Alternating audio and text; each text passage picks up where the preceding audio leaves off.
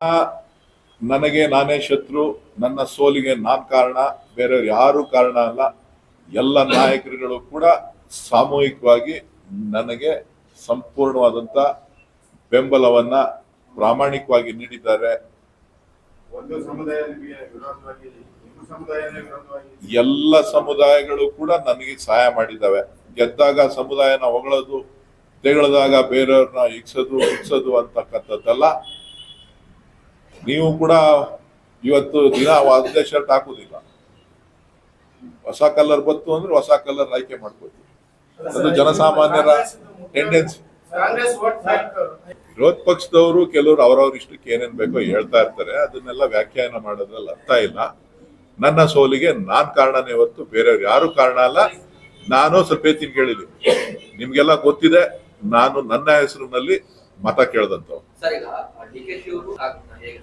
ಆ ವಿಚಾರ ನನ್ನ ಹತ್ರ ಚರ್ಚೆನಲ್ಲಿಲ್ಲ. ನನ್ನ ಚರ್ಚೆ ಇವತ್ತು ನಾನು ನಮ್ಮ ಜಿಲ್ಲೆಯ ಜನಕ್ಕೆ ಧನ್ಯವಾದಗಳನ್ನ ಹೇಳಲಿಕ್ಕೆ, ನಿಮಗೆ ಧನ್ಯವಾದಗಳನ್ನ ಹೇಳಲಿಕ್ಕೆ, ನಿಮ್ಮ ಯಶಸ್ಸಿಗೆ ಧನ್ಯವಾದಗಳನ್ನ ಹೇಳಲಿಕ್ಕೆ ಬಂದಿದ್ದೀನಿ.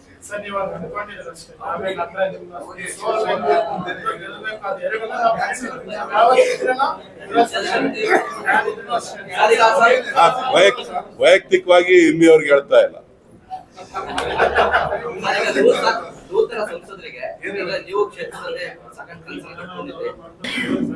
ನೋಡಿ, ಅವರು ದೊಡ್ಡವರಿದ್ದಾರೆ, ಹಿರಿಯರಿದ್ದಾರೆ, ಮೇಧಾವಿಗಳಿದ್ದಾರೆ. ನೀವು ತಿಳಿಸಿದಂತೆ ಬಹಳಷ್ಟು ದೊಡ್ಡ ಹೃದಯವಂತರು. ಸೊ ಹಾಗಾಗಿ ಅವ್ರಿಗೇನು ಯಾರ ಅವಶ್ಯಕತೆನೂ ಇಲ್ಲ.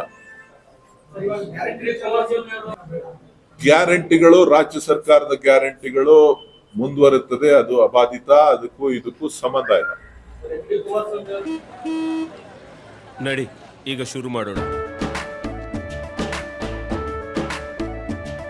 ಕೇಸರಿಯಿಂದ ಮನೋಲ್ಲಾಸ ಮನಸ್ಸು ಮತ್ತೇರಿ ಕುಣಿದಾಡಿದೆ ನೋಡು.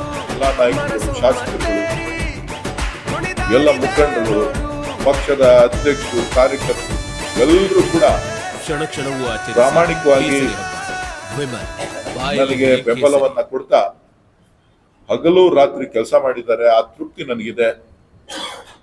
ಆ ಒಂದು ನಿಟ್ಟಿನಲ್ಲಿ ಅವ್ರಿಗೂ ಕೂಡ ನಾನು ಧನ್ಯವಾದಗಳನ್ನು ಹೇಳಿ, ಜಿಲ್ಲೆಯ ಜನ ನನಗೆ ಅವಕಾಶ ಮಾಡಿಕೊಟ್ಟು 10 ವರ್ಷ 8 ತಿಂಗಳ ಕಾಲ ನನಗೆ ಈ ಕ್ಷೇತ್ರದ ಅಭಿವೃದ್ಧಿಗೆ ಕೆಲಸ ಮಾಡಲಿಕ್ಕೆ, ಒಬ್ಬ ಲೋಕಸಭಾ ಸದಸ್ಯನಾಗಿ ತಮ್ಮ ಜೊತೆ ಕೆಲಸ ಮಾಡಲಿಕ್ಕೆ ಅವಕಾಶ ಮಾಡಿಕೊಟ್ಟಿದ್ದಕ್ಕೆ ಅವರೆಲ್ಲರೂ ಕೂಡ ವಂದಿಸ್ತಾ, ಅಧಿಕಾರಿಗಳು ಕೂಡ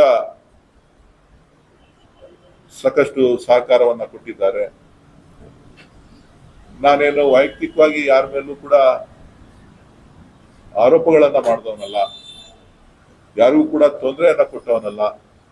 ನನ್ನ ಗುರಿ ಈ ಕ್ಷೇತ್ರದ, ಈ ಜಿಲ್ಲೆಯ ರೈತರ ಕಷ್ಟವನ್ನ ನಿವಾರಣೆ ಮಾಡತಕ್ಕಂಥ ಗುರಿಯನ್ನ ಇಟ್ಕೊಂಡು ನಾನು ಕೆಲಸ ಮಾಡಿದ್ದೇನೆ ಹೊರತು ವೈಯಕ್ತಿಕ ಲಾಭಕ್ಕೆ ಯಾವತ್ತೂ ಕೂಡ ನಾನು ಕೆಲಸ ಮಾಡಿದಂಥವನಲ್ಲ.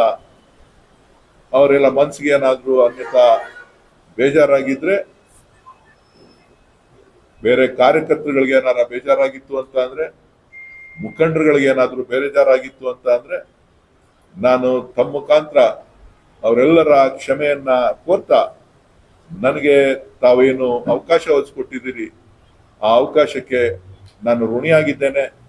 ನಾನೊಬ್ಬ ಸಾಮಾನ್ಯ ಕಾರ್ಯಕರ್ತನಾಗಿ ಈ ಜಿಲ್ಲೆಯ ಅಭಿವೃದ್ಧಿ, ರಾಮನಗರ ಇರ್ಬೋದು, ಕನಕಪುರ ಇರ್ಬೋದು, ಚನ್ನಪಟ್ಟಣ ಇರ್ಬೋದು, ಮಾಗಡಿ ಇರ್ಬೋದು, ನಾವೇನು ಸನ್ಮಾನ್ಯ ಡಿ ಕೆ ಶಿವಕುಮಾರ್ ಅವರ ನೇತೃತ್ವದಲ್ಲಿ ಮಾತನ್ನ ಕೊಟ್ಟಿದ್ದೇವೆ. ವಿಧಾನಸಭಾ ಚುನಾವಣೆಯಲ್ಲಿ ನಂತರದ ದಿನಗಳಲ್ಲಿ ಏನೆಲ್ಲ ಮಾತುಗಳನ್ನ ಕೊಟ್ಟಿದ್ದೇವೆ, ಅದಷ್ಟು ಕೂಡ ಅನುಷ್ಠಾನ ಮುಂದಿನ ದಿನಗಳಲ್ಲಿ ಆಗ್ತದೆ. ಯಾವುದಕ್ಕೂ ಕೂಡ ವೇಗ ಕಡಿಮೆ ಆಗೋದಿಲ್ಲ. ನಾನೊಬ್ಬ ಕಾರ್ಯಕರ್ತನಾಗಿ ನಿಮ್ ಜೊತೆ ಇರ್ತೇನೆ. ಮಾಧ್ಯಮದ ಸಹಕಾರವನ್ನ ಮತ್ತೊಮ್ಮೆ ಕೋರ್ತಾ, ತಾವೆಲ್ಲರೂ ತೋರಿದಂತ ಪ್ರೀತಿ ವಿಶ್ವಾಸಕ್ಕೆ, ತಾವು ತೋರಿಸಿದಂತ ಸಹಕಾರಕ್ಕೆ ಮತ್ತೊಮ್ಮೆ ನಾನು ನಿಮ್ಗೆ ಕೃತಜ್ಞತೆಗಳನ್ನು ಹೇಳಿ ನನ್ನ